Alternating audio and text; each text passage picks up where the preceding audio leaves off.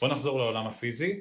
יש איזשהו מאפיין, סממן, אולי לבוש, שמאפיין בני נוער שמבצעים עבירות?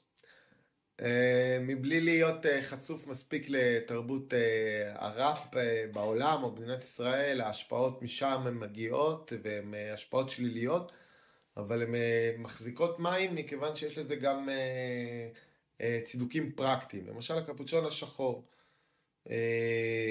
אוקיי, מתקופת המצאת מצלמות האבטחה למיניהן,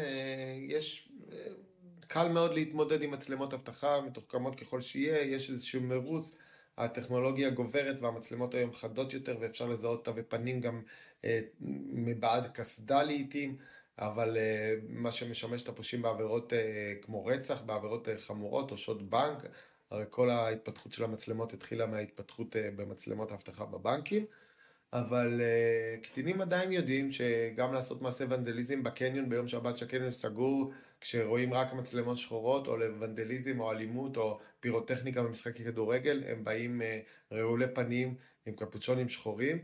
הבעיה היא שהם באמת רואים בזה כסמל סטטוס וכסמל להמרות את פיהם של מבוגרים, זה מין עיקרון מאוד ילדותי כזה, ונתקלתי בקטינים שלא מורידים את הקפוצ'ון שחור, לא במיטה, לא שהם הולכים לישון, לא בכיתה, לא בכניסה לשירות מבחן, וגם לא בפני שופט בבית משפט, בתואנה שהתספורת לא הסתדרה באותו יום.